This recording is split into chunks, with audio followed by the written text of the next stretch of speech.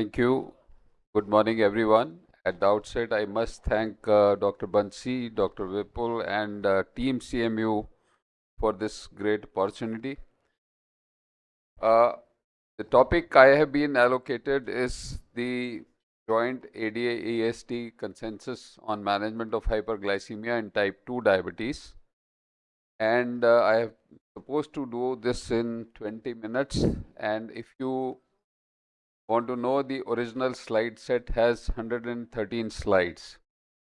So I have cut it down significantly. So I will touch upon the salient points and try to finish in 18 rather than 20 minutes.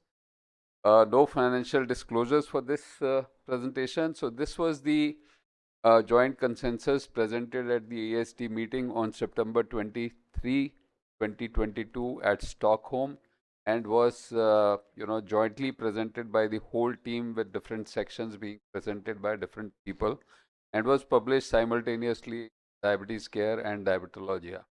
This is the consensus group team. It was co-chaired by Melanie Davis from ESD and John Buse from ADA.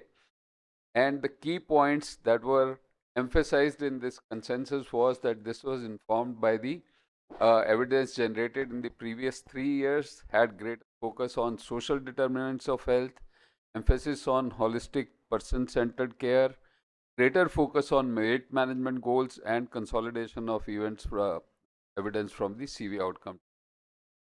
The goal of diabetes management were defined as two major goals. One was the prevention of complications, second was the optimization of quality of life.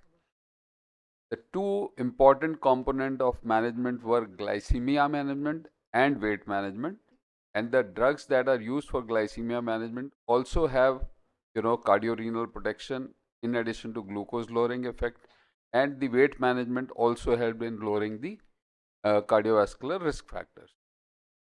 There was a lot of emphasis on social determinants of health as important part of the care, and the importance of glycemic control we all know from various trials. It was emphasized to achieve good glycemic control but also use medications which had effects going beyond glucose control. There was focus on measuring A1C in the standardized methods and also glucose monitoring.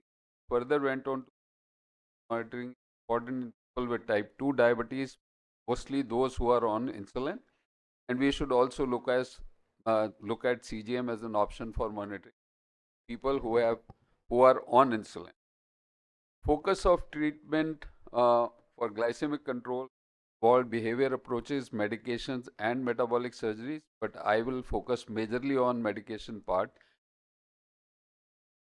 Weight reduction was also seen as a targeted intervention because we have a lot of data on weight reduction improving the diabetes, and it was recently suggested that weight loss target should be 5 to 15% for most of the people with type 2 diabetes. They have obesity or overweight, and higher the weight loss, higher is the benefit, and weight loss going in the range of 15% actually offered disease modifying effect which was not seen in any of the earlier therapy. Weight loss may exert benefits going glycemic management, and that is why it. So the consensus believed that we should have patient-centered approach, and patient should be center of care, and there are multiple, you know, components of care that need to be instituted. One has to assess the key person characteristics, the choice of treatment, utilize shared decision making on a management plan, provide ongoing support and monitoring, and keep evaluating the management plan and modify, review, and re. But I will not go into details of every section here.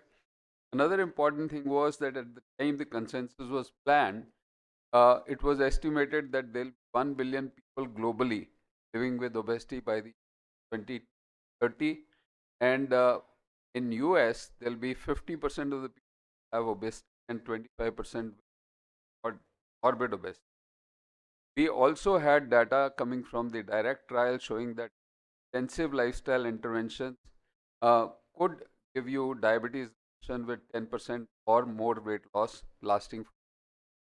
And by the time we also had data coming from the various trials looking at GLP-1s or GIP combination lead significant weight reduction and reduction of diabetes or significant reduction A1C levels going 0.5%.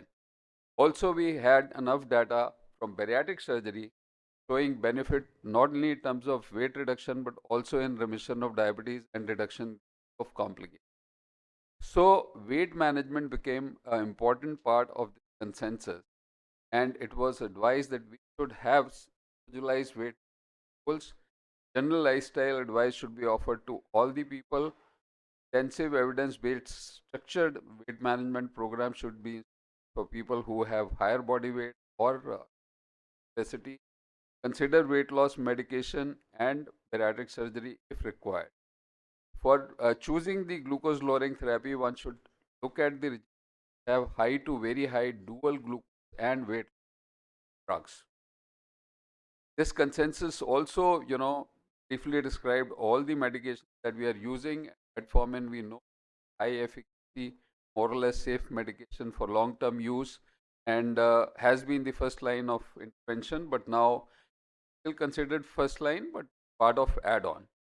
Then sulfonylureas were also mentioned as a high glucose lowering effective drug, but the only concern is the hypoglycemia, and they are cardiovascular safe coming from the Carolina. Then we had a note on glitazones, again high glucose lowering efficacy, durable glycemic effect. These effects can be mitigated by combining with other drugs, P1 analogs, or using lower doses. DPP4 inhibitors are considered intermediate efficacy drug, but cardiovascular safe and generally very safe glucose lowering profile. SGLT inhibitors, SGLT2 inhibitors offer a different mechanism of action, moderate to high glucose lowering efficacy, but important and cardiorenal protective effects. Similarly, GLP-1 lowering drugs, moderate to high or high efficacy, largely safe, benefits in terms of CV outcomes as well as renal benefits. Then at the time of this consensus, tirzepatide was still under evaluation and was not approved. Insulin still remains an important drug, but important is that it should be matched with physiological requirement. Then there was increasing evidence uh, use of combination, and there is increasing evidence rationally glycemic effect, potential, simultaneously targeting the multiple mechanism of action drugs, potential impact on medication burden, and complementary benefits by using metformin, DPP4 and so on. So one have to focus on achievement of dual goals, the glycemic goal as well as the weight management.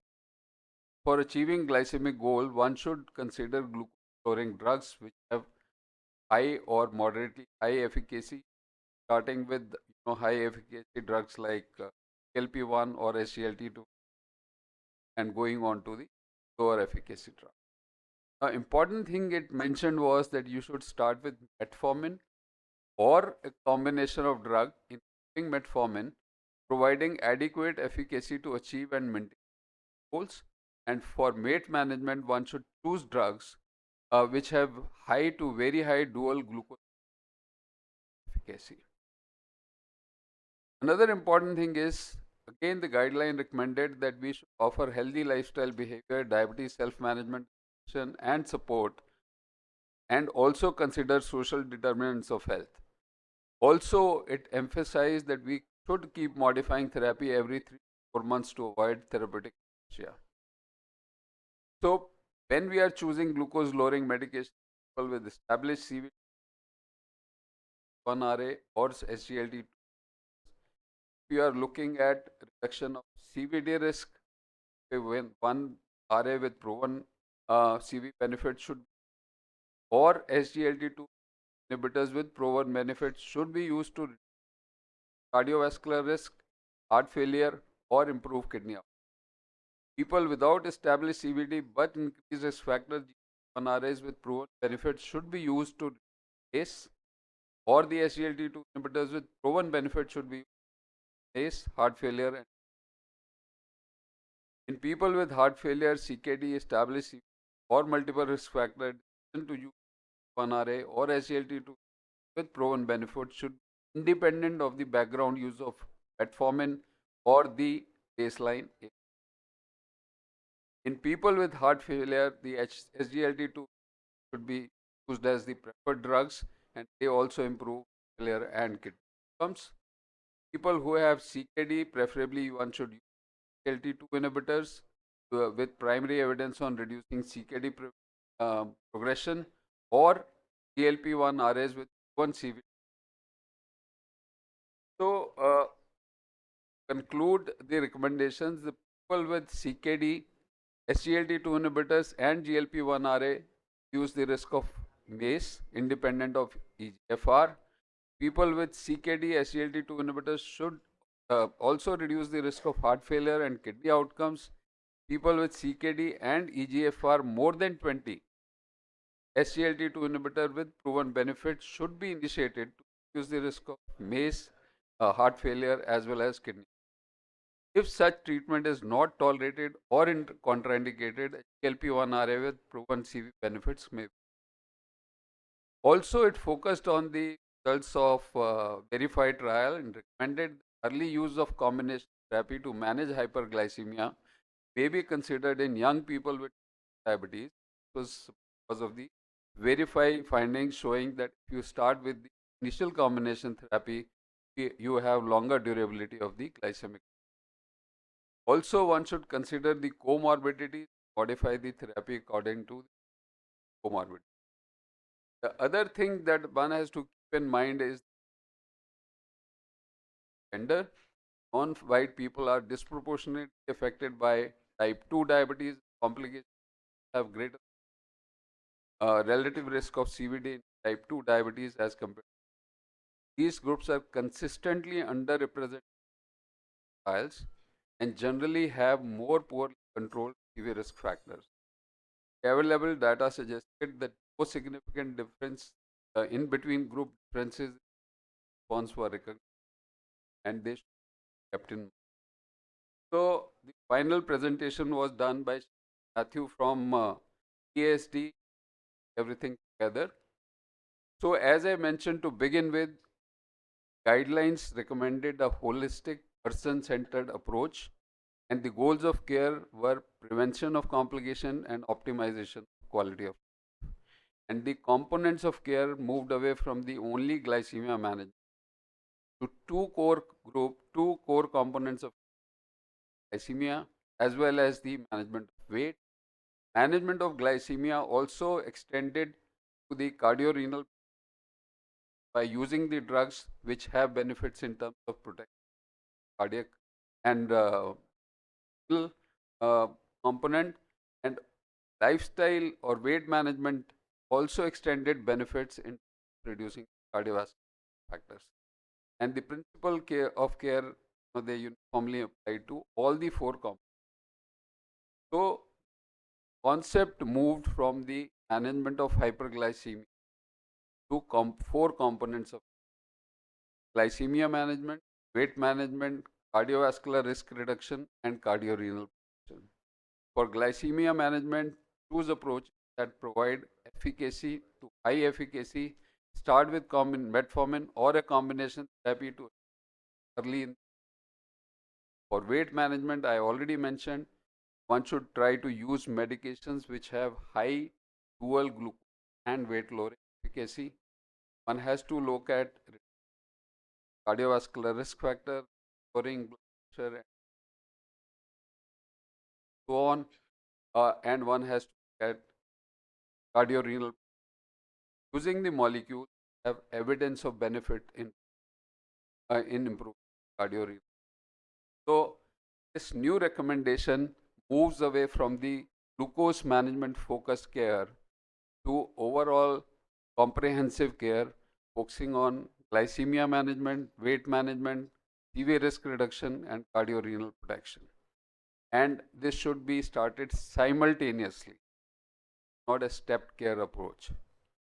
In addition, there is importance of integrated care. You have to look at all these components. I'm not going into details because paucity of time. One has to focus on individualization of care, take care of the factors that affect the care delivery at individual level are more important. Then finally, what is the place of insulin? After using oral medications, if you are not able to achieve good glycemic control, initiate with basal insulin. Once you have achieved the fasting glucose control, look at the A1C. If A1C or TIR is not achieved, move on to basal plus or the basal bolus regime. If nothing else is working, uh, pump therapy. Then there is a lot of space for technology. And finally, we have to use all these strategies to make it work. That I come to end of this presentation. Slide set is available on link provided both by